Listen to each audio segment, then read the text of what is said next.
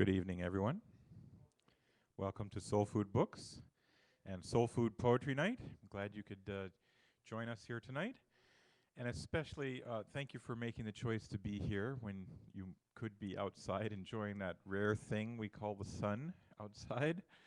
We don't seem to have had enough of it this year. So again, thank you.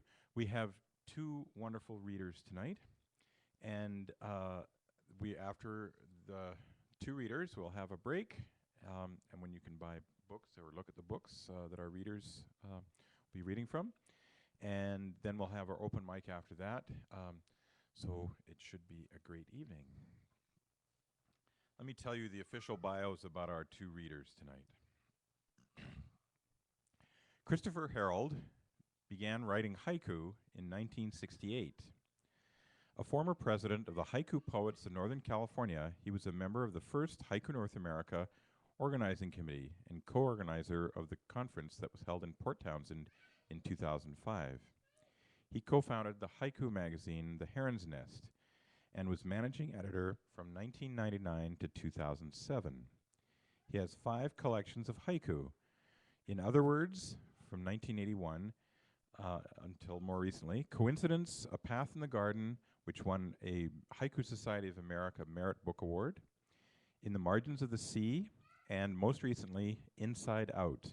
And the last 2 books are available for sale here.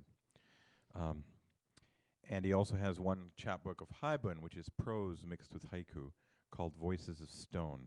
He lives in Port Townsend, Washington, and keeps busy there, despite the fact that I keep thinking that he's retired, but he keeps very busy. Also reading tonight is Mike O'Connor, who's a poet, writer, and translator of Chinese literature, and there's some examples here. He farmed and worked in the woods for 12 years before pursuing Chinese studies and a journalism career in Asia for 15 years. He is the author of 9 books of poetry, translation, and memoir. His most recent publications include Immortality and Unnecessary Talking, the Montesano's Stories, both from Pleasure Boat Studio. O'Connor is a recipient of a National Endowment for the Arts Fellowship, an International Writers Workshop Fellowship, and a Washington State Artist Trust Fellowship. He currently serves as publisher of Empty Bowl Press in Port Townsend, a writers' cooperative, and he also caretakes forest land on the Big Kilseen River. I'm very pleased that both of our featured writers tonight have made the trip all the way from Port Townsend. It's quite a trek, and ferries and everything, and they will also have to leave promptly at the end of our evening here to catch the ferry home. So I'm very pleased to welcome them both. One quick thought, if you haven't signed up on the open mic sign-up sheet, it's right here, and there'll be time for that at the break, and you can use the second sheet if you like. So I'm very pleased to welcome Christopher Harold and Mike O'Connor, and Christopher will be reading first. Chris.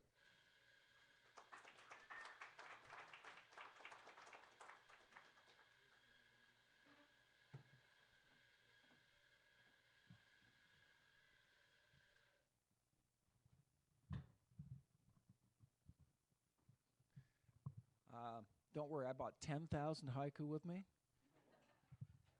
The nice thing is I don't have to read them all. They're so short that I was in a dilemma about just how much to read to you. So I will read a little bit from each of 3 books that I brought with me, and then some other things that just occurred to me on the spur of the moment. Thank you to Michael. I assume that you've had some haiku indoctrination from our MC here in the past, if you've come to readings, since Michael has been an avid haiku poet for a long time. I thought I'd start with some poems about the sea. How many of you are familiar with haiku? Okay. So even if you aren't, I invite you to just put yourself there. They should be self-explanatory. If they're not, just pass on the next, go on to the next one.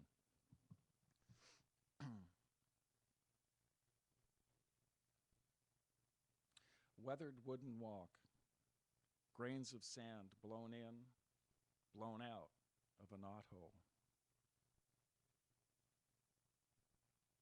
Foghorns, we lower a kayak into the sound.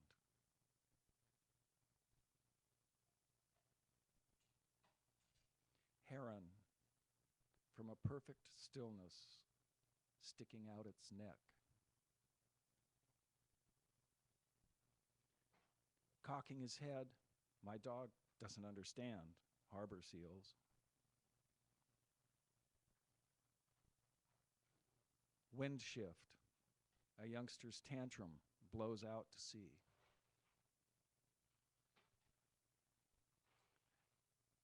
The ocean's curve, two tankers pass through each other.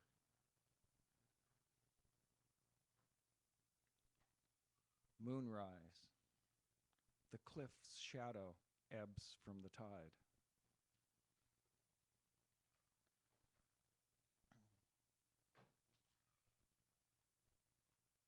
This guitar picks up here. I'll try to think of a haiku before I sit down.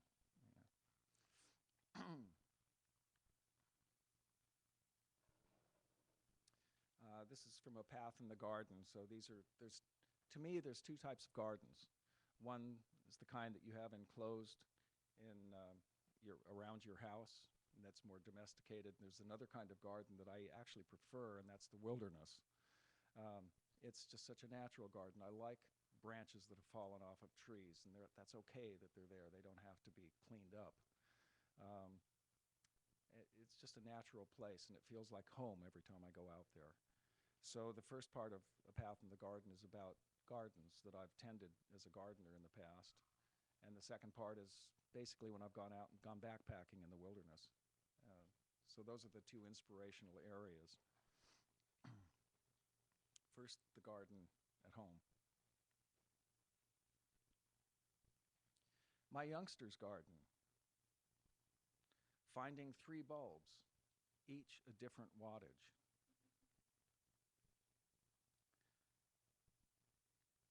Spring dusk, pouring soil from my shoes back into the garden.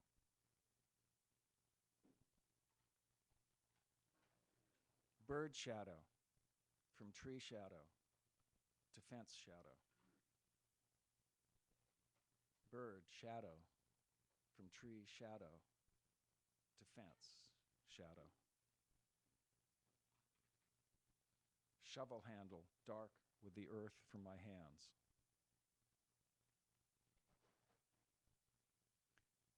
Nearing the roses, a swallowtail, from glide to flutter.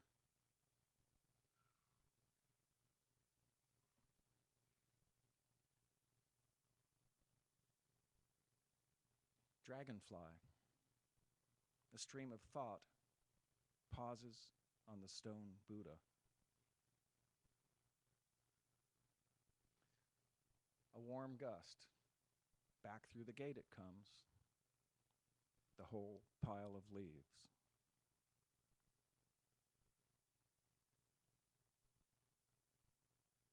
I'm going to move out into the wilderness. It's all wilderness, actually, if you look at it closely. Gate unlatched, to and fro, a lizard rides on the creaking breeze.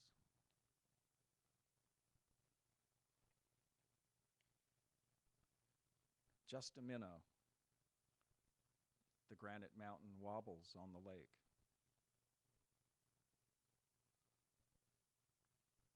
Frogs, too. A lull in conversation, then all at once.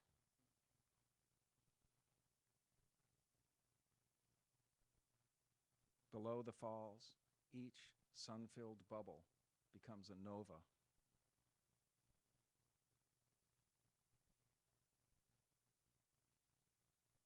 Fields flooded.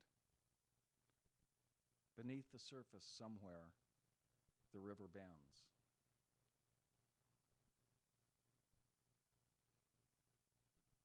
Three translations of the same breeze: pine, oak, cottonwood. fish jumps from it into it. Evening stillness.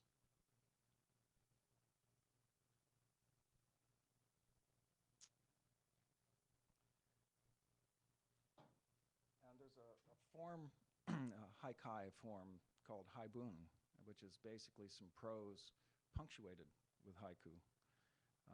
And so I'd like to read you one of those called Scarecrows. And I'll just tell you about the first part of it and then read you the haiku, and then there's a little part that ends it. When my daughter was going through school, I used to go into the school to teach haiku once a year to all the different class levels. And and that was a lot of fun, but when she got to 6th grade, I decided I'd have a scarecrow building class. So all the kids brought in masks and broomsticks and clothing, old clothing, hats, things like that. And it was a wonderful day. You know, we just sat around and we built these really creative scarecrows. And ever since that time, I've taken a lot more notice in what people use to build their garden wardens. And actually that very late spring and summer, I went back out to see, because the kids took their scarecrows home with them, and then they stuck them up in their gardens, and I just wanted to see what they looked like in their natural environment and what was going on there. So a few of these scarecrows, and some of you won't remember, well, I'll just let it pass. Just here. After the news, building a scarecrow with an angry face. Birds from everywhere have come to see the scarecrow in a 3-piece suit. No birds on the wires. A Richard Nixon mask on the scarecrow. Neighbor boy peeping up the scarecrow's dress. Shoulders caked white, the scarecrow leans on a sunflower. Jays, no matter how loud they squawk, the scarecrow's silence. While focusing on scarecrows, I had a vivid memory from my childhood. I'd been given a CO2 BB gun for my 10th birthday. And the first thing I did, of course, was to go outside and look for targets. And the most natural one was the scarecrow.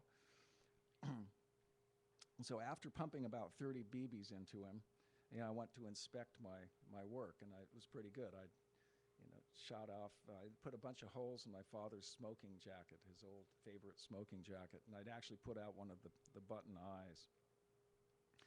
And as I looked at this, I suddenly felt really sick, because I felt as if I'd suddenly shot my dad, or at least made a mockery of him. So I was devastated, and they sent the BB gun back the next day and bought me a baseball glove instead. After shooting him, I apologized to the scarecrow.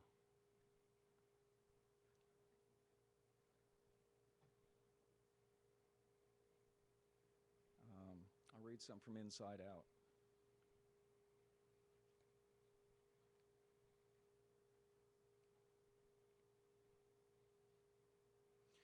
Door wide open. Jehovah's Witnesses find me not at home.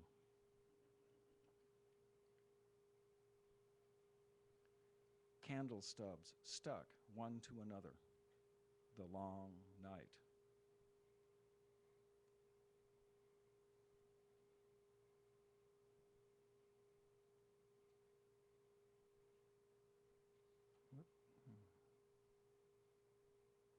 Warm evening.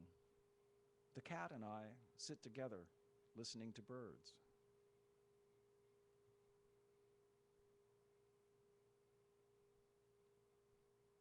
Proofreading finished. I go outside to edit the garden.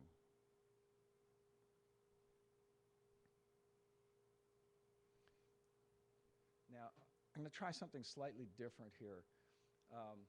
It's a meditation sequence. And so, Even if you don't practice meditation yourself, I have a regular meditation practice. You know what it's about. You know, we all meditate in our own ways, but I invite you to close your eyes and just be there with each of these haiku. And I want you to imagine that you don't have a name, and that nobody else here in this room has a name, that you were never given one, and that I don't have a name. Just be with the poems and relax, and we'll see where it goes. High wind, nothing, everything moves the stone Buddha. Not quite dawn. Someone stops trying to start a car.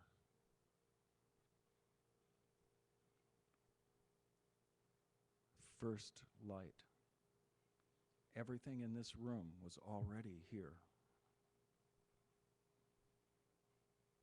In the fire, a log shifts the flow of thought.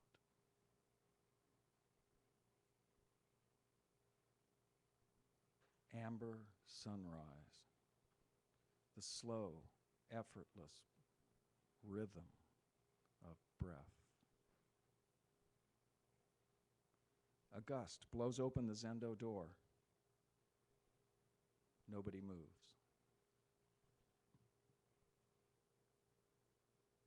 Incense smoke. Unperturbed, the mosquitoes come and go. A sunbeam, the swirling silence of dust motes. No need to bow. They enter the zendo, a cat and a breeze. Bell ending zazen. Everyone begins to move, except the spider. Mist into rain, the drone of a small plane blends with our chanting. Downpour, the one sound of so many surfaces.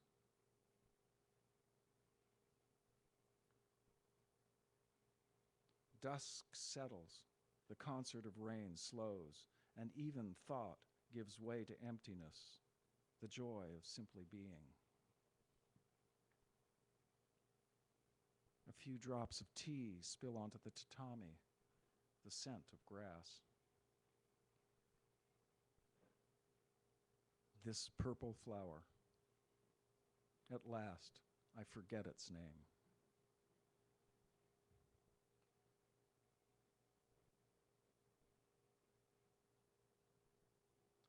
You can open your eyes now if you haven't already. And thank you for indulging me. Am I doing okay for time? Okay.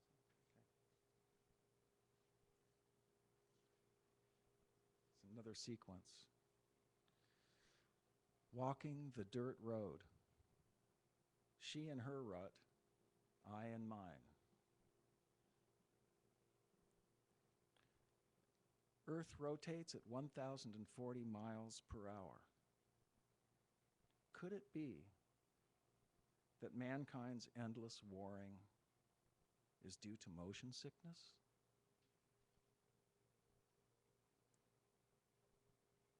In morning fog, we ship the oars and drift. Between loon calls, all that's left of this world, the warmth of our bodies.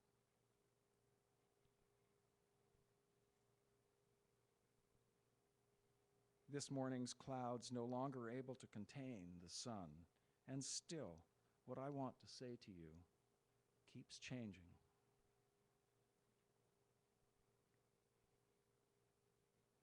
Apology. When a rose isn't a rose.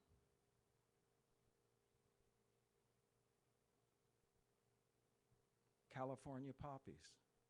So many I almost forgot to see the orange of a single blossom and to give your hand a squeeze. Oh, I have a few more, but I'm going to read to you my SoulFood poem for the night. This is a tanka. It's five lines long. And I was requested to do this. I guess it's commonplace, right? It's tradition. Tradition, okay.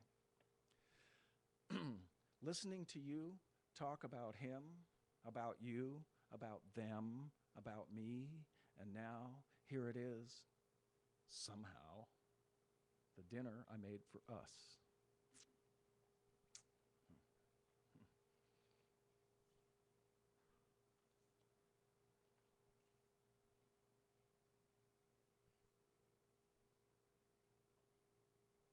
Cherry petals. The child adds a handful to the busker's cap. Sidewalk cafe.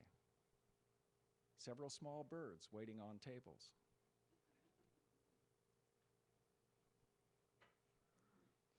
Independence Day. Reservation Indians selling fireworks.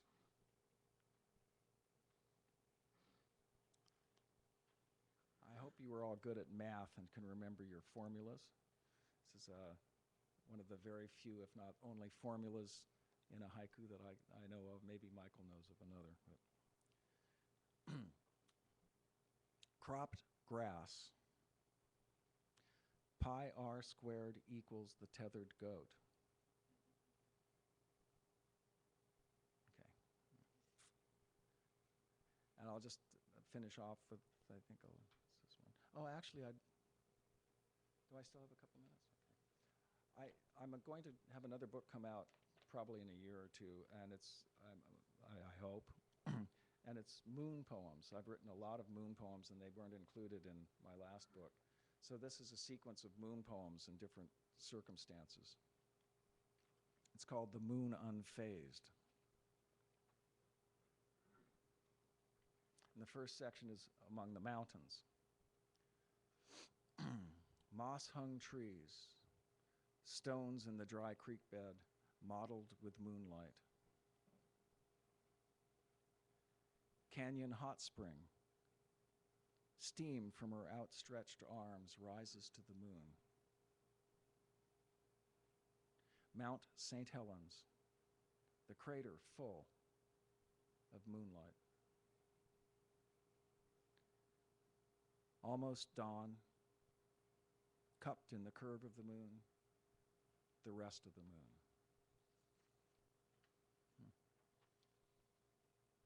In the desert. Desert horizon. It all comes around to this, the rising moon.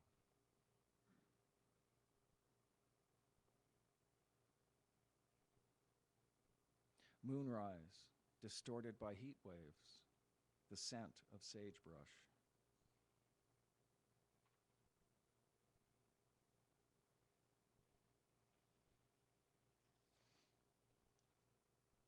And this is a cityscape. Moonrise, screams from the roller coaster no longer seem near. Etched with moonlight, the disintegrating edge of a cloud. Chimney smoke, moonlight changing direction with the wind. Old window pane, ever so slowly warping the moon.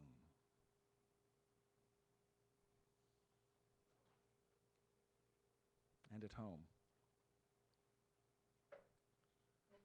Over and over, the dog fetches moonlight on a slobbery stick.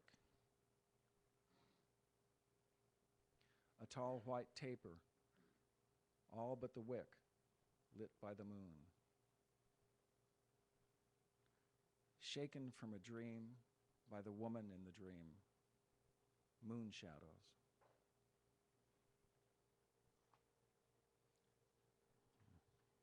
And the last one. Near the gate, surveyors watched the bull, plumb bobs dangling. Thanks. Thank you.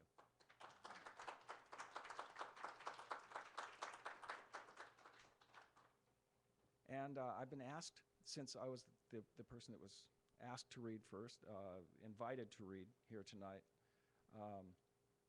to tell you why I and myself invited the second reader to come, and there's Mike O'Connor here. And basically, I thought that we would be a good match in that our poetry is informed by Asian sensibility and Buddhist thought, among other things. His translations from the Chinese are amazing if you get a chance to read some of those, as is his own poetry. And I think that Michael really blends together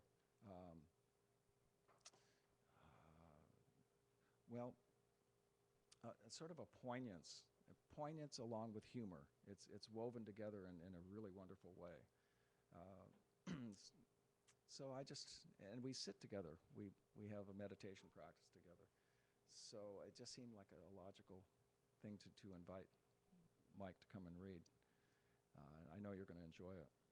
So Mike O'Connor.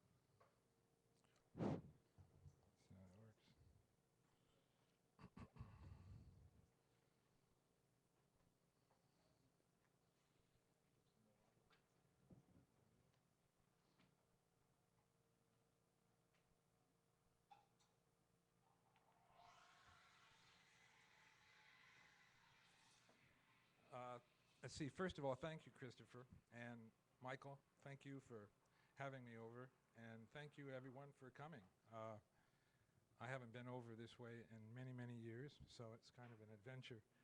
We had quite an adventure on the freeway, too, I might add, until we found the, what is it called? What's that, the lane we got in finally? The lane that was for two people? Oh, yeah, right. That was magic.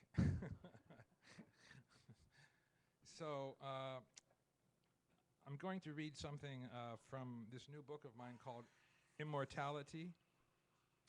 And it's a very, very long poem, and so I can't begin to read it all tonight, of course. But I have excerpted one part of it. And it's the part that deals with the poet Ezra Pound. I think everybody knows Ezra Pound is, I'm sure. Well, Ezra Pound was in exile for many, many, many years in Italy up until the time of World War II. And brilliant poet that he was, he got into a lot of trouble with the United States government and ultimately was arrested for treason and sent to America, where he spent about 14 years in the St. Elizabeth's mental hospital for the criminally insane. And he was able to dodge the indictment for treason by staying there. Finally, a number of poets in America, Robert Frost, Ernest Hemingway, these people got him out of St. Elizabeth, and he went back to Italy, where he finally died. So this is a poem. This is a part of this longer poem, but it's about Pound, his days leading up to his arrest in Italy. Ikochi, spring 1945, and American forces are sweeping northward across Italy. Italy's fascist Republic of Salo melts like slush in the warm rains of liberation. Since 1944, when the poet Ezra Pound and wife Dorothy were advised by the Germans to leave their Rapallo seaside flat, the couple has resided in the hills of St. Ambrosio at the home of Olga Rudge, violinist, musicologist, and Pound's mistress through the years. Bombs fall intermittently at Genoa, then closer to Rapallo at Zoagli. On a sunny hillside, smooth black steps lead past garden flowers to a green door, Casa Sessante, number 60. Virginia creepers, honeysuckle flutter at the entranceway. Inside, Olga and Dorothy seek to make the best of things. The war with its rationing, the close quarters, their long estrangement from each other. Pound, Olga, and Dorothy, a painter, and an old cat, tensely quartered above a ground floor olive press. Except for walks, the poet's constitutionals, with his black Malacca cane, Pound sticks close to his desk, typewriter, books, and lamp in the white, uncluttered room. A window gives on a grove of olive trees, eucalyptus, and beyond the hillside of white stucco villas, the ever-changing colors of the sea. A view fit for the gods and for Pound, who, vivifying nature, has written much invoking them. Olga brings tea to the study, and the poet pauses in his work, rises and crosses the room to recline in an armchair he has made for Olga, the same slouched pose as in his portrait by Wyndham Lewis, 1938, but the beard gone gray. Born in Haley, Idaho in 1885 near the Sawtooth Range, this is the man who set out to know more about poetry by age 30 than anyone living, and succeeded.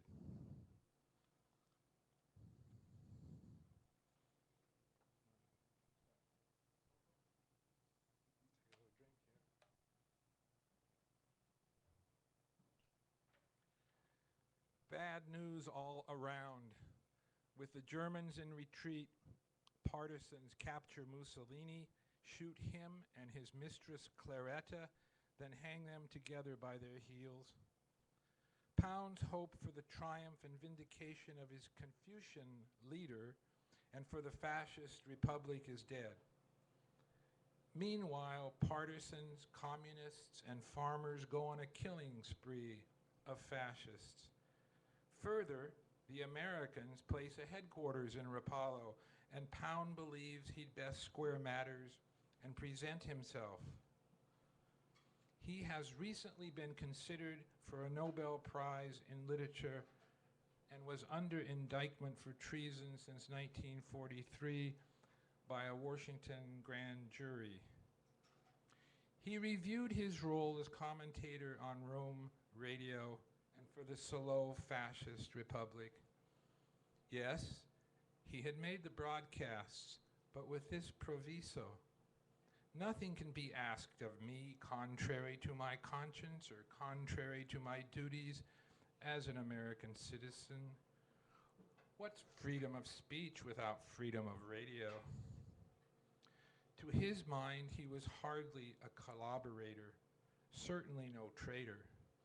But he'd been told how Americans hated his broadcasts, his support of Mussolini, his anti-Semitic rants. In fact, soldiers and sailors lump Pound with Axis Sally and Tokyo Rose and hope to see him hanged. To hell with his being some poet. American troops in North Africa, all of them ought to go back to America if they can get there. I think it might be good to hang Roosevelt and a few hundred yids.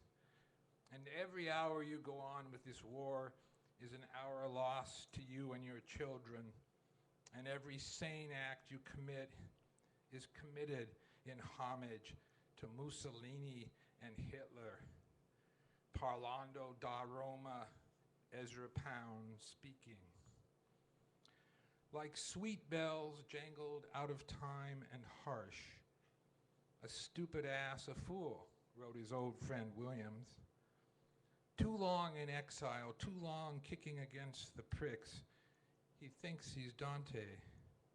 Not a dangerous traitor, just a crackpot. Even the fascist propagandists thought Pound daft, if nonetheless of party use. Chilling invective right out of his own hell cantos. Yet without Pound, how to imagine modernism? What history in such verse is this? Even Sudong Por couldn't keep his mouth shut. And the diatribes, more against the big Jew in the abstract than the Zhukovskys or Minaloys in the particular. He has almost finished work on 2 Italian cantos and currently is reading to later translate Muncius, the Confucian. A scholar, though poor, does not let go his righteousness. Though prosperous, he does not leave his path. But affairs are fast afoot in this normally peaceful world. And dressing formally, Pound takes himself down the hills to picturesque Rapallo. He believes, since he is surely the only American thereabouts who knows the country and can speak its tongue, he can be of use to the liberators, he who cut the fat from poetry. The cantos, a grand failure, said also of the bridge and even Milton's epic. But just having that tome on my peach crate bookcase was encouraging. They, the cantos, must be taken in big gulps or not at all. And then that long list of writers Pound assisted through the years, not to mention the longer list of the influenced. Nothing contrary to my conscience. He was always doing things for people, wrote Hemingway. Though the whole world run rack and go dark with cloud.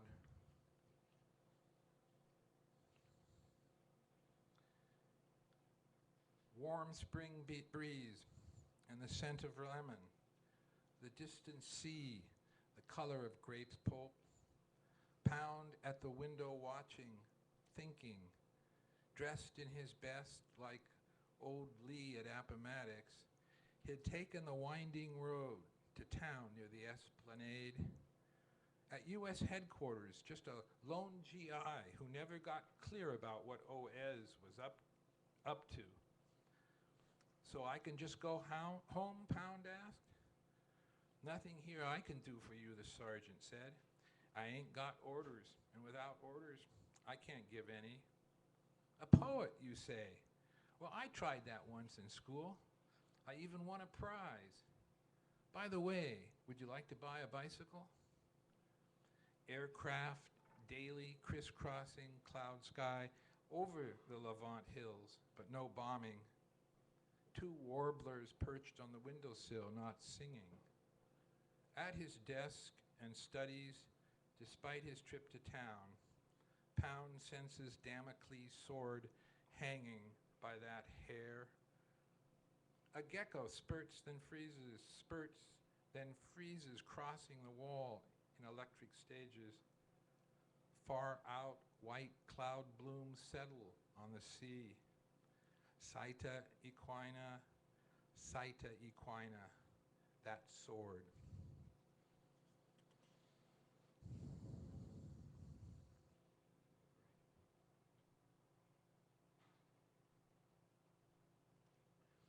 In looking out the window of his sunless study, the bard finds only momentary solace, this the day after American headquarters.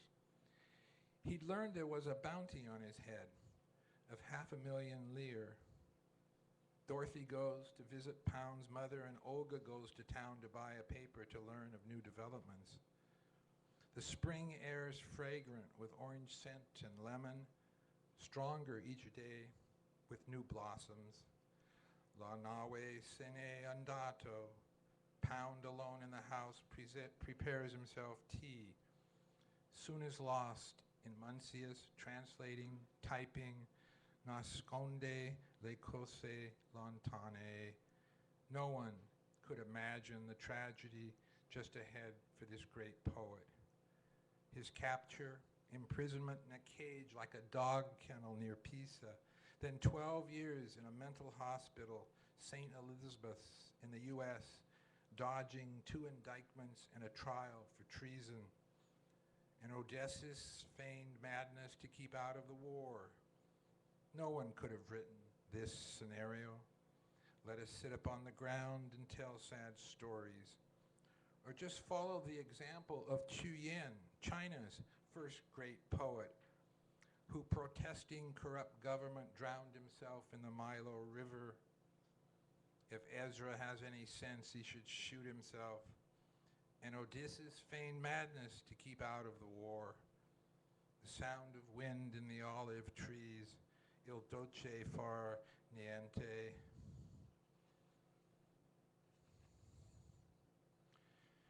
By 10 a.m., Pound leaves off his typing of translations. Let a man not do what his own sense of righteousness tells him not to do, Muncius. The cantos are a rare treasure, a complex music haunting and sublime, an inexhaustible record of a Promethean mind. The sun turns the sea a glitter of schist. There is blue agate casing the sky. Out of all this beauty, something must come. The cantos, a tome for the ages. If you want to be a poet, kid, you got to know your Pound. Ezra passes into a room where he makes tea and looks out upon the hillside vineyard above the cottage. No sign of warplanes or of any menacing thing in the warm day. It is 11 a.m.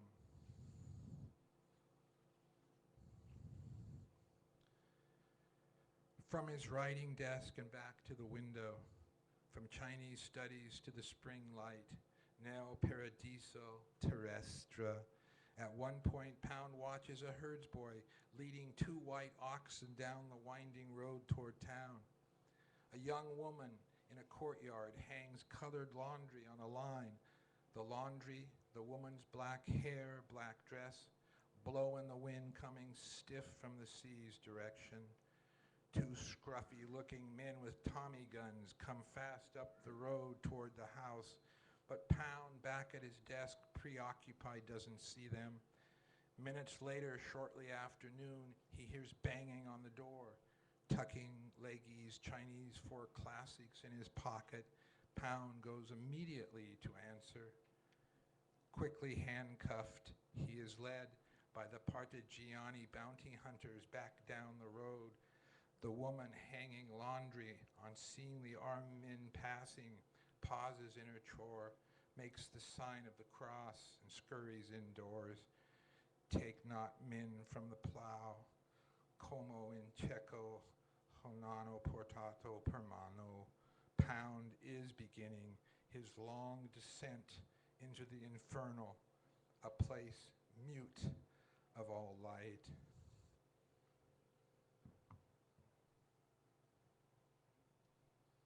So that's the excerpt from the long poem called Immortality.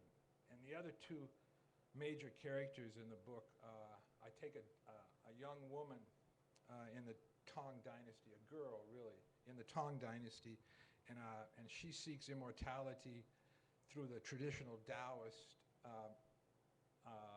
method. And Pound is seeking it through writing in a way. And there's the third character is Julian the Emperor in the 5th century, who was a poet and a pretty brutal warrior who tried to conquer Persia and failed. So that's sort of the basic idea of the book, is that there are these different ways to find immortality in different cultures. So I have my soul food poem I'm supposed to read here. That should have taken 15. I got 5 left. Huh?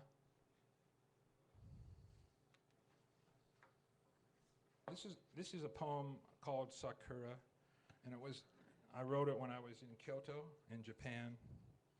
And it's just a little short little. There was a little moment there when I was by this bathhouse door, and I was just waiting for my wife Lingwei to come out from the bath, and there was this little moment between myself and this Japanese woman across the way.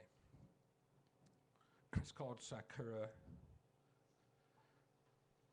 Lingering at the door of the bathhouse, I watched the woman bundle off children into light rain, small lane Kyoto. Skirt in hand, she glances my way across the evening road, then up the walk after the party of colored rain boots and umbrellas. Wet-headed but warm, I'm waiting for Lingwei to come out from the public bath. But I can't help thinking of America, the disquietude strangers there inspire. Cherry trees are just beginning to break blossom here off Catalji Dori, north of town. Now the woman is crossing the lane, coming directly toward me. She wants to give me her open umbrella, insists that I take it without knowing where I'm going or who in the world I am. I thank her and bow and point to my broad-brimmed hat. Am I sure, she implores? Am I sure? There's hardly a raindrop in the rain-freshened air. She smiles and bows, returns to the sliding doors of her house. Kyoto, the old capital, bursts into blossom in my heart.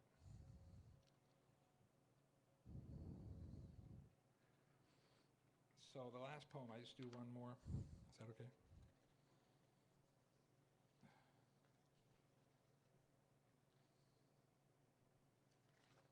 Yeah, this is great. Sakura, if I can find it. What did I do with it? Oh, it's there.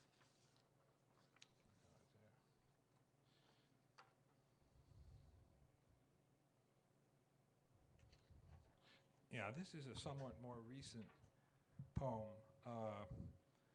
And basically, it's just about me and an old classmate, a woman who was with me in first grade and later in 5th grade when I came to like her, I think that's what you do when you're in grade school. You don't love, you just kind of like. So we took a drive up to her. We took a drive up to where she used to live, far up the Wainuchi River. And this is a little poem that I wrote for her. And I was, like I say, I liked her a lot in the 5th grade, and I didn't see her again for 45 years. So this was a nice opportunity for a reunion. I need a little water here, just a moment. It's called Time and the River. We're driving up the Wainuchi River, the river of long rains, the valley of deep cloud. We're driving into the past. The river, whose name means shifting, changing, springs from twin summits and feeder streams, meanders through deep humus soil, rich dairy land. You're a little queasy from the winding road, but passing homesteads, you name the families and the children grown. Finally, you say, here, where a large and empty pasture meets cut riverbank. I'd forgotten how much space, you say. These acres flooded every year around us. And stepping out, you point to a distant farmhouse set against a grove of trees. I laugh.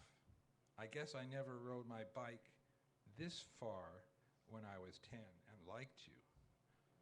Your childhood was here. 2-story house, chickens, barn, a 4-H sheep, your upstairs bedroom with a view. We both did swim this river, though, I note, farther down under the railroad trestle south of Highway 101. You gaze at the house, still musing, and I, to give you time, amble toward the river. The only winter bloom, a patch of small white daisies at field's edge. Mary, it was a long bus ride to school for you, chores and few companions, but you loved it here, the woods, the summer fields, the river, and the rain. I pick the short-stemmed daisies, and holding them behind me, walk back across the pasture to the car. Then, with the proper flourish, here for you. Thank you.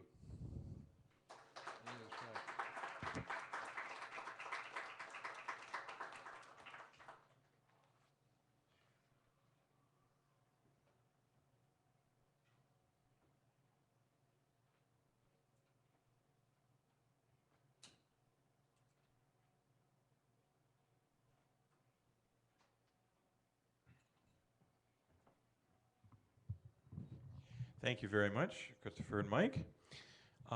We'll take a 10-minute break, but before we do that, I want to remind you of some upcoming poetry events.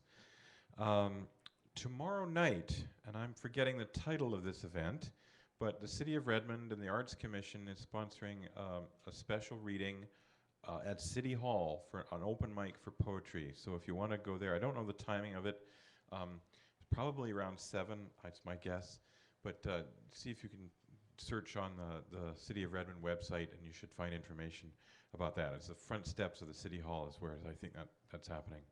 I also wanted to mention that the next reading of the Redmond Association of Spoken Word is coming up at the Old Redmond Schoolhouse Community Center on August 26th, and that will feature Roxword.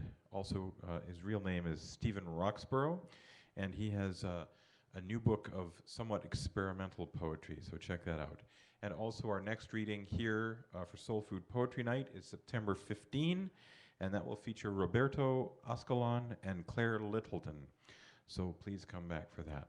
But for now, let's give one more final round of applause to Christopher Harold and Mike O'Connor. Thank you.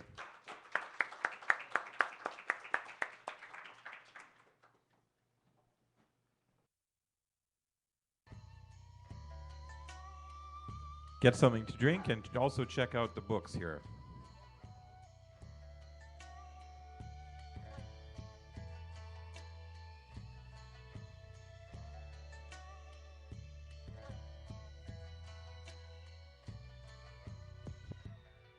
I'm floating down a river, oars freed from their holes long ago, lying face up on the floor of my vessel. I marvel at the stars and feel my heart overflow.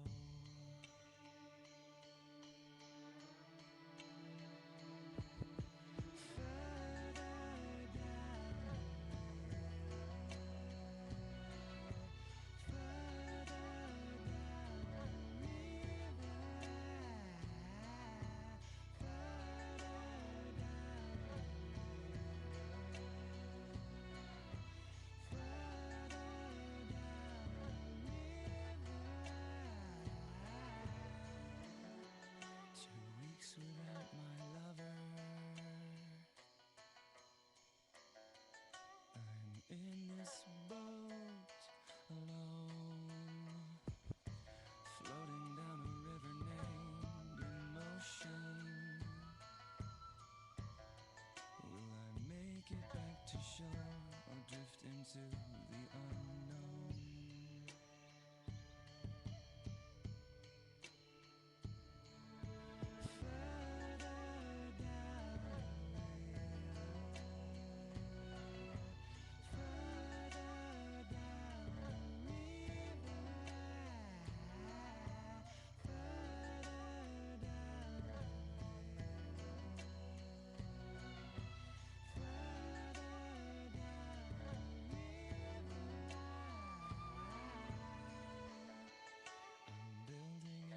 antenna. Transmissions will be sent when I am through. Maybe we could meet again further down the river and share what we both discovered, then revel in the view.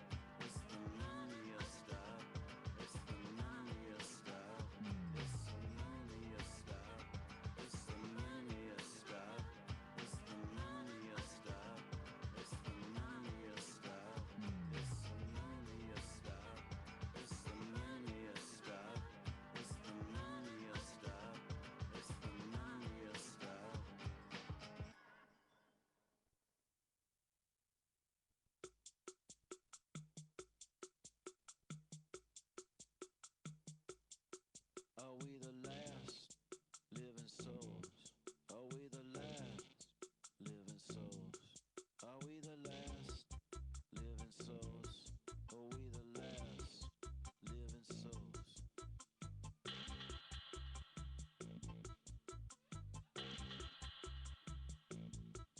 Chica gone, how you say? That's no way to behave. You just belong and you pretend to sing a song that doesn't sing, it grows. You know, are we the last living souls? Are we the last living souls? Are we the last that get away to a song another day? Or do we know why we know? Does it seem to be conveyed that way? Are we the last living souls? Are we the last living souls? Are we the last living souls? Yeah, we're the last living souls. Get up, get up, get up, get up, get up, get up, get up, get up,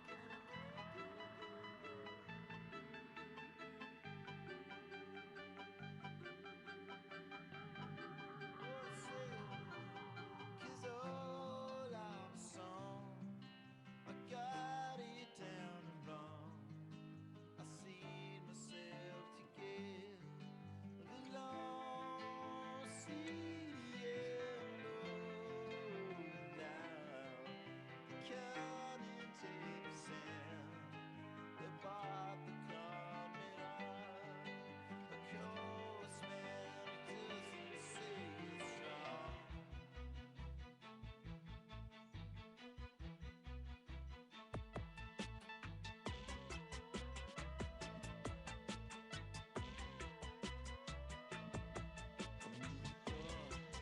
To the car, I see it walk to the far. But when you get there, what do you see? You get the laughs, and you don't mean. Cause we're the last living souls. We're the last living souls. Yeah, we're the last living souls.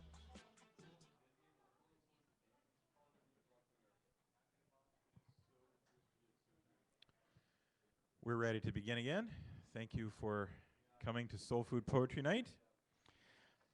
We have a special feature, a special section of our poetry night tonight. We have 5 winners from the New Poet Society who are going to share their poems. And to introduce it, please welcome Rick Smith.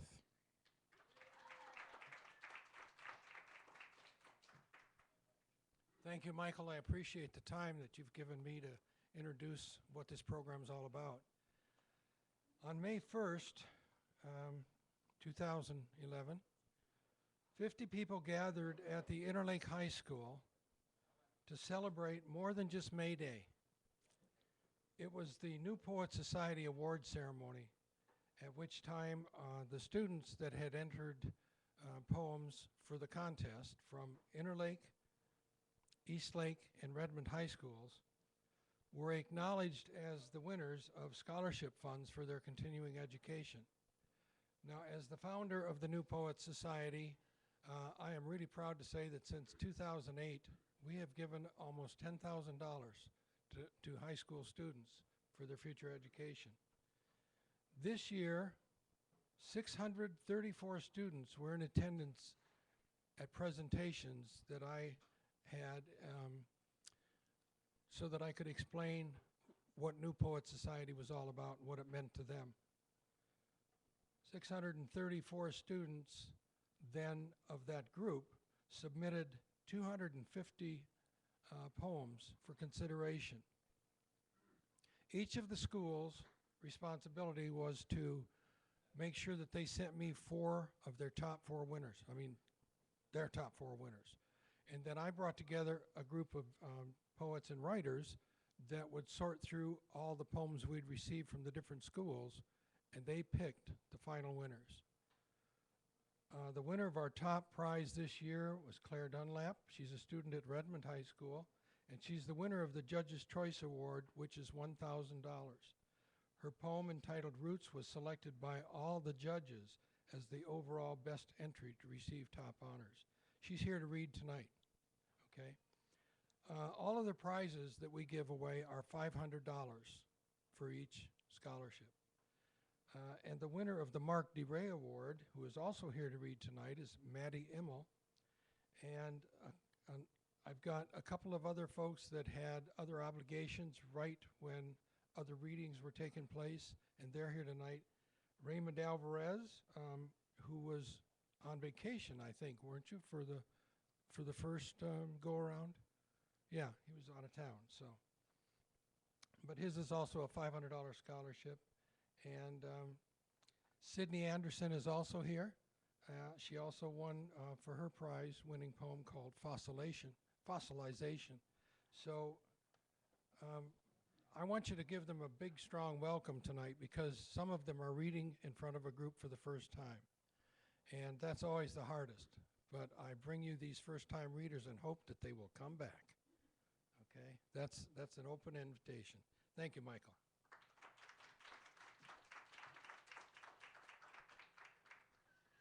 So reading first is Danielle Jacobowitz.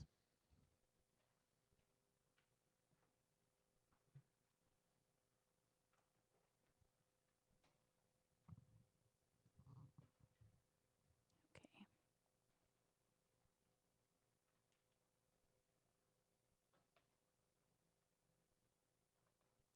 Gratitude. My fingers froze like flowers, the wrinkled petals shivering at the false warmth of the fall sun. The spring you insisted would never arrive before summer thawed the cracks with rain, soaking my paper skin like soil.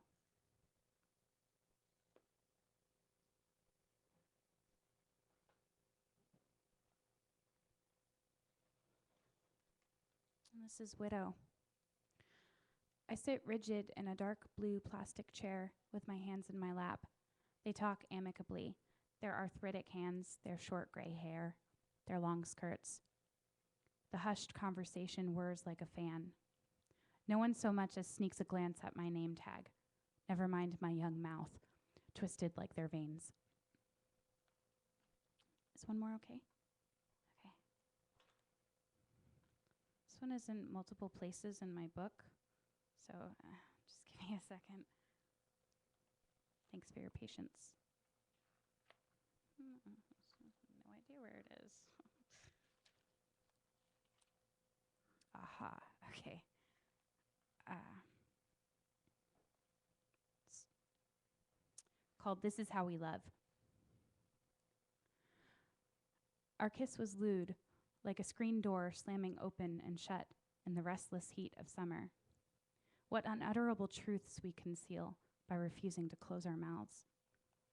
And only parts of me were unhinged that night. The rest sought an alternative to you, and found it in the rise and fall of pitches, so like the cadence of your breath when you sleep. I sang, littering the floor in soft succession of sound. I'm not sure what woke you, and I can't know why you didn't look down when you stepped into the room. But I do know this. You can only possess a whole woman. If you make love to only parts of her, the completion of her pleasure is reduced to the climax of a song that she should have taken when you rested inside of her. Thank you.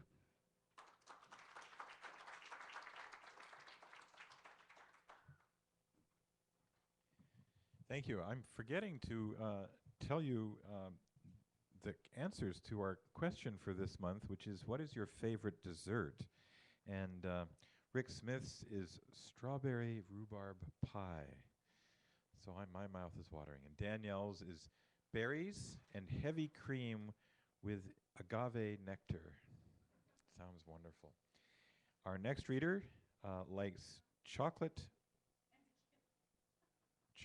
melting cake. Chocolate melting cake. Sydney Anderson.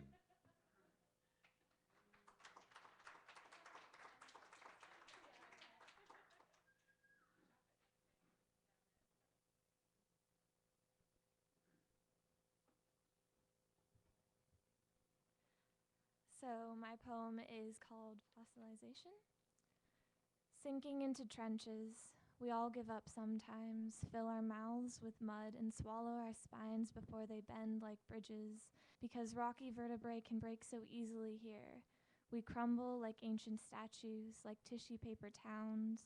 Towers must tumble, you know. Human nature seeks to destroy the indestructible. So I will leave my secrets hidden in the vault of old brick houses that smell of hardwood floor cleaner and the imprint I left on your mattress, slight body upon twisted covers. I will stuff them strictly into the pages of books that made me cry, that stained my fingers. Journalism was never more emotional than the day I realized how big the bombs were and how much the truth hurts when typed across print cheekbones. I will leave them behind in the dirt, bury them deep and pray them to life, tiny roots that must grow stronger than my feet, lingering toes, constantly floating and unstable. We are descended from ghosts, ancestors of pale skin and blonde hair. I will leave these blue eyes for you. I know how you loved them, how everyone loves pretty crystal toys.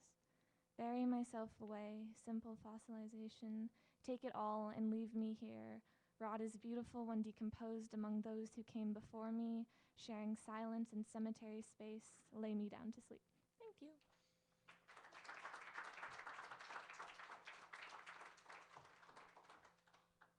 Thank you, Sydney. Our next reader likes cheesecake, so my vote is for cheesecake too, although it's too hard to choose. Claire Dunlap.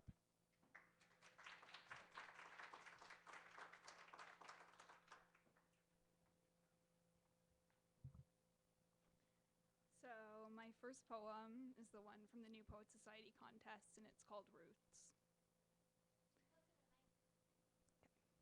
The year my brother was born, they cut down old trees to make room for new houses. The nursery used to fill brimming with cedar-filtered light, raised chlorophyll babies, but all he got was a suburban street and a sapling. We used to get sun in our backyards when we were babies and the trees were young too.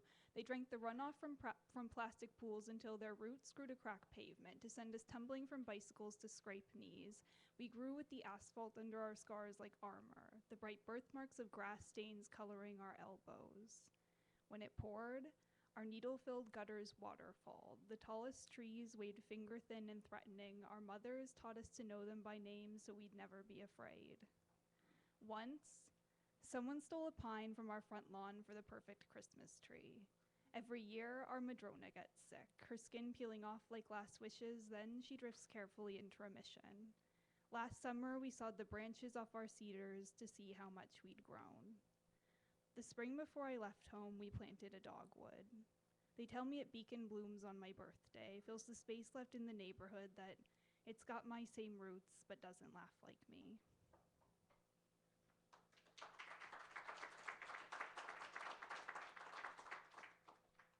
And I have one more poem. It's about Norway, and it's called July 22nd, 2011. Kjære Norge, you live further north than I've ever been. Curl your cragging coast around your own sea. You didn't send letters too often, the quiet cousin, and now your mouth opens miles wide. I am not your daughter, Norway. Every year you celebrate independence from the home of my greatest great-grandparents, but I cry over the morning paper with you because I do not know the Danish for jeg elsker deg, Norge, the Danish for jeg er betrovet. I see the ache in your southern jaw, hot fjord white, your city's terror gray, your children blooming red from the deepest waves, your people counting on their collective fingers, 7, 8, 9, Ti, all the way up to Niti, their mouths puckering towards Edhundra, their eyes swelling shut, pink and wondering, Vorfor, Vordan, I wonder with you. Hjachanorga, your fingers reach up to the North Pole, reach out across sea after sea, you crack new fjords open reservoir to fill salty and warm, turn your face up to the midnight Solden and say, I am not afraid. I am forever Norway, this same small Norway, but I will not curl up and into myself snail scared. Hjachanorga, you have every hour of the summer day to blow the dust from shaking Oslo, to wash the rose rocks of Utøya, but Norway, we know that's not enough time. Black winters will blind your eyes to your missing teeth, but your tongue will feel the tender gaps and touch them often. They won't fill in, but du er ikke tom. Du er full. You are not empty. You are full. Hilsen meg. Thank you.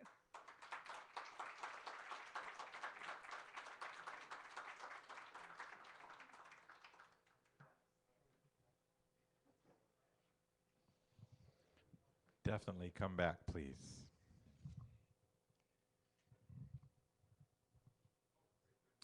Our next reader likes vanilla cake, Raymond Alvarez.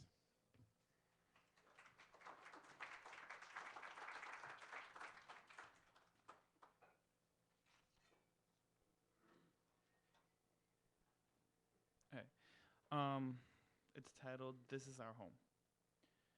In our small home, where tortillas calientes fill our noses with corn, where the toilet seat is always warm, because there are 8 of us and only 1 bathroom, we live.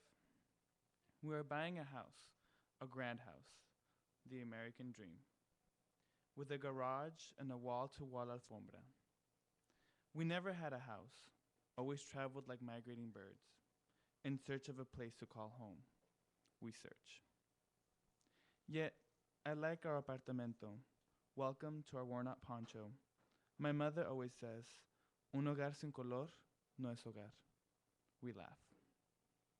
But now, we're going to live in a grand house, trimmed in white, and all too quiet. Pero a mí me gusta mi barrio, but I like our neighborhood.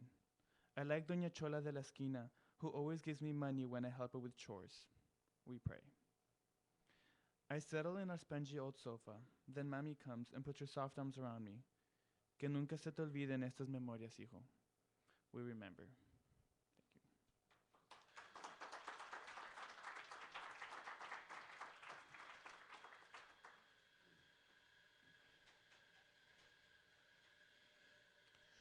Thank you. Our next reader likes ice cream, Maddie Immel.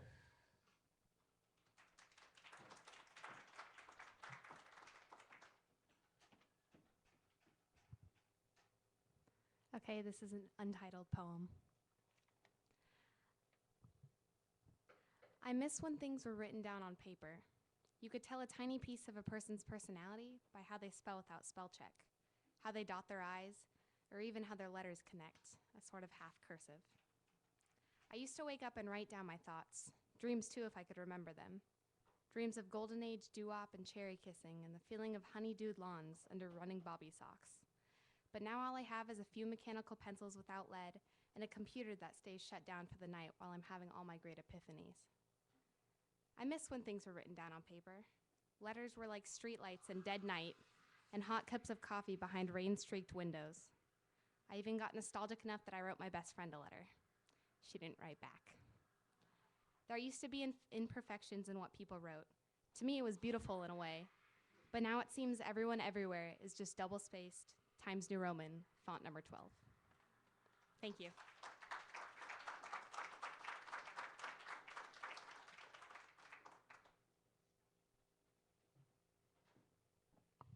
Thank you, and congratulations to all of the winners in the New Poets Society. And hope all of you will continue to write your poetry, and please consider yourself welcome to come back to SoulFood at any time.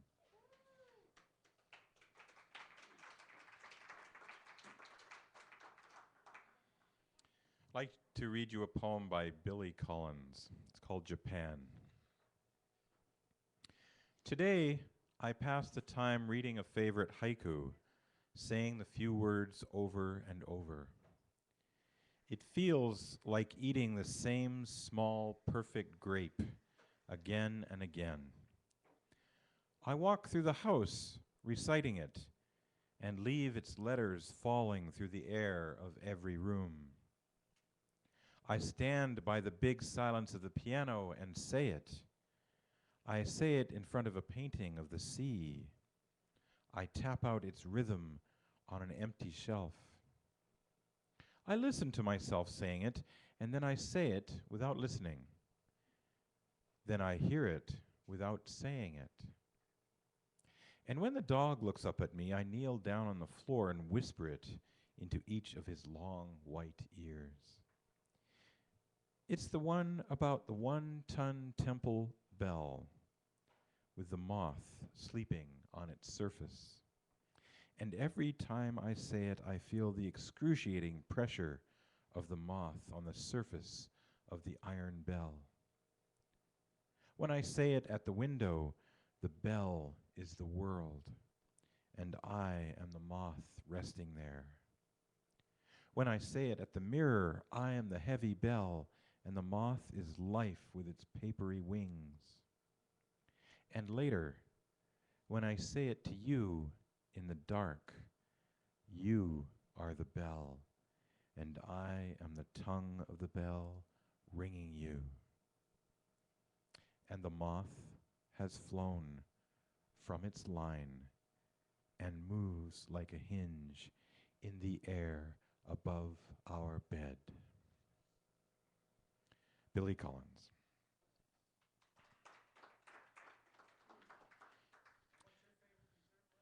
My favorite dessert is pecan pie. But I also like cheesecake and maple bars and ice cream and a whole bunch of other things on this list. Our next reader, the favorite dessert written down here is plum forgot. I don't know if that's the name of a dessert or that he really did plum forget. Herb McLeese.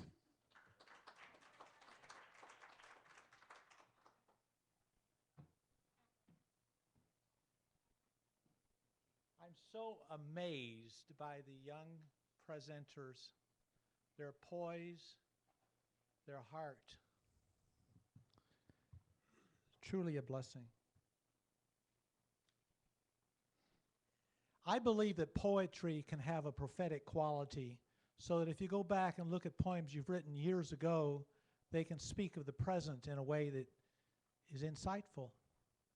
I wrote a poem before the young people were born, and before many of us can remember, which I called The Music Room, and I presented it in other settings.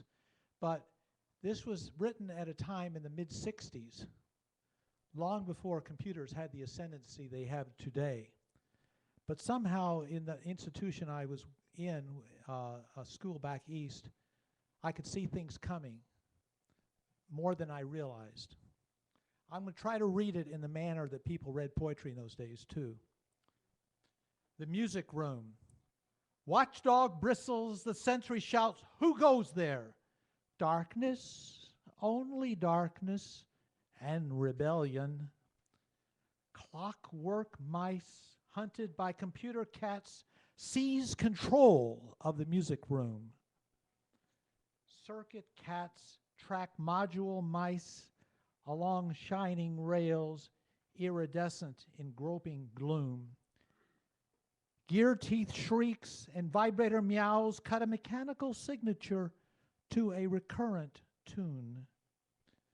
Whistle dryly, purely, untouched by sentiment, these few bars stolen from the music room. Reach high as the gallows tree and low as the grave, for notes which knell the day of such mice, such cats. Quickly, before the sentry halts and challenges of the darkness, blind in the daylight of doom.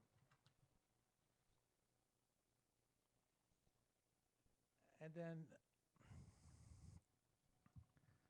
kind of wrapping up, but my wife's leaving me for the great beyond, I wrote a poem for a dancer who performed at her memorial service.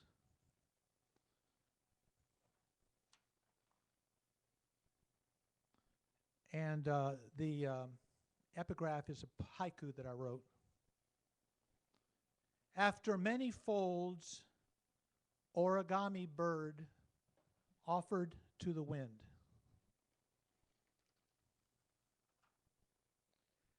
Arvel's story, a dance narrative. Once upon a time, there was a little girl in the country who loved watching birds soaring high in the sky and imagined herself flying on eagle's wings. The vibrant colors of daisies, tulips, roses put sparks in her feet that carried her skipping and hopping around her garden like the finches she had raised. She dreamed of dancing in shows and ballet with her name in lights. However, her undisciplined body cried no. But her stubborn spirit cried yes, and she took up tap instead, which brought her to dance for our Lord, the Lord of all dances. One of her celebrated dances was for little children who put stars in her eyes and hope in her heart, which she loved as her own. For them, she collected teddy bears, which she cleaned and blessed, that a fireman or a policeman could give one to a child in crisis. New dances followed, but over time began to slow. With each passing day, her words became fewer. Even so, she made cards with pictures she took of neighborhood flowers, speaking for her, folding them. After many folds, many folds, folds many, fold, after many folds.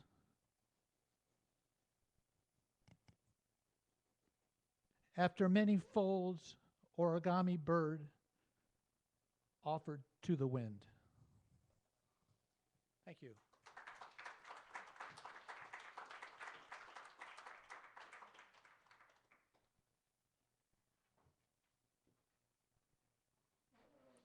Thank you, Herb. Our next reader likes cheesecake. Al Suarez.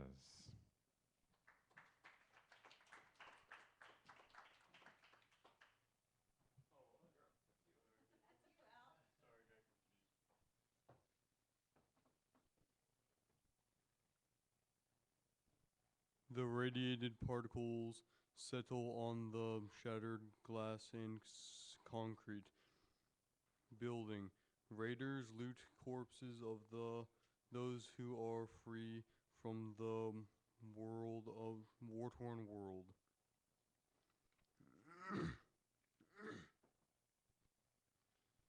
And my soul food poem is a bearded man behind the counter smiles and fills a cup with coffee.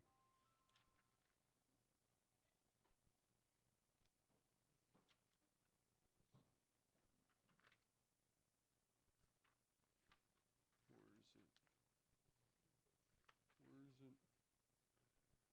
A poem of nothing.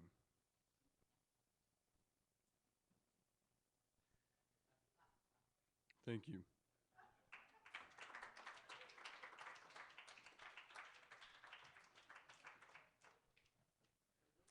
Thank you. Next up, we have Taylor, who likes maple bars, and so do I. Taylor.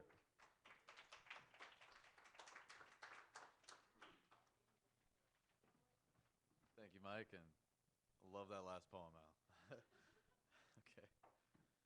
All right, so first poem, Sleepless Night. A sleepless night spent struggling throughout the meanders of my mind, the endless explorations, innumerable considerations scattered around as stars in the sky, none with enough light of its own, but adaptable and their interconnection. To show me the way. The harmony of the universe confined for a moment, and the boundaries of my head explodes in its beauty. The thirst for knowledge has kneeled at my need of sensations. Bittersweet memories erase all the powerful thoughts, leaving a proven soul, sighing in an exhausted body. The dread of the night has subsided, and a sudden warmth has taken over me. While the first sunbeam sneaks through the window, I remember how to sleep. And the second poem is Look Within. There is so much beauty in this wondrous blue rose, if only we could capture it within our very souls. If we could take its beauty and apply the glow within, search a little deeper in the soul beneath our skin. Take what it does stand for and shed its love abroad. Don't hide the glow within you, but share the love of God. You know you can't touch beauty without it rubbing off on you and spreading it to others in the kindness that you do. There lies within each of one of us the beauty like this rose. When it's used in touching others, then its beauty overflows. Thank you very much.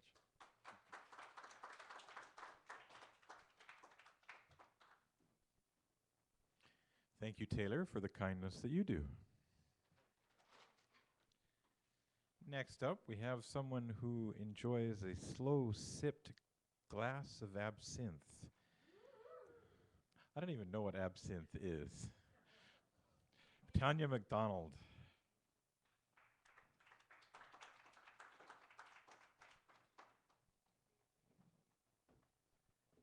I would introduce you, but you wouldn't like it.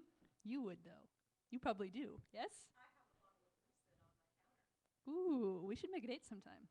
Oh, yes, and haiku. Hi. A few haiku for you here to, am I closing out the night? Oh, goodness. Thank you, everyone, for coming. And all of you younger folks, younger being younger than me, who came, please come back. You guys are awesome.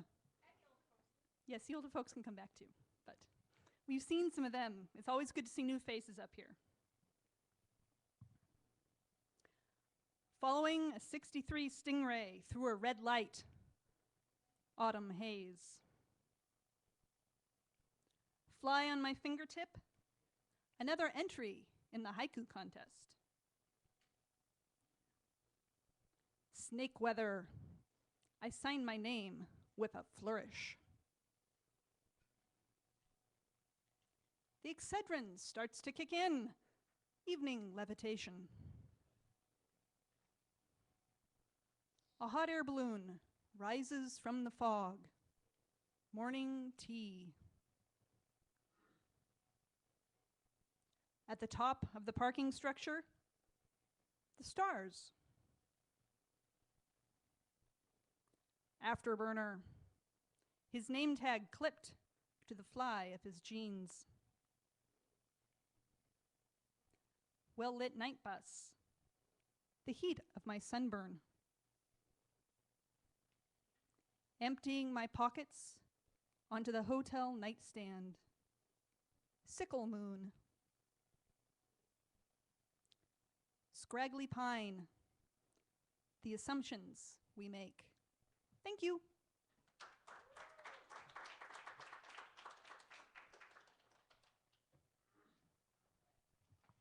Thank you to everyone, and thanks once again to our featured readers. I think they may have had to leave a little early for the ferry. A reminder that our next reading is September 15. Roberto Escalon and Claire Littleton, please come back for that, especially if tonight was your first night. Please do come back, or every month, third Thursday of the month. And again, there's the open mic reading tomorrow night at City Hall on the front steps, and the RASP reading coming up on August 26th featuring Stephen Roxborough. Thank you all for coming, and we'll see you next time. Good night.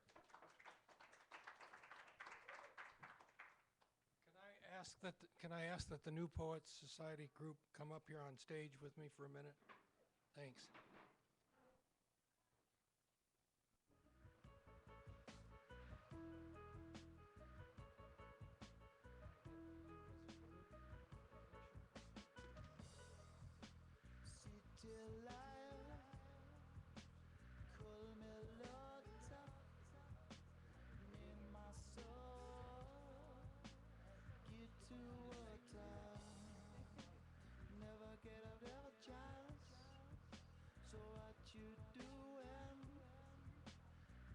get money. Keep what you're doing.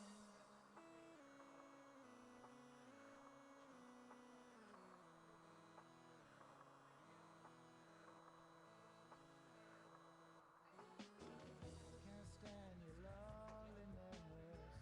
Can't stand your loneliness. Can't stand your loneliness. Can't stand your loneliness.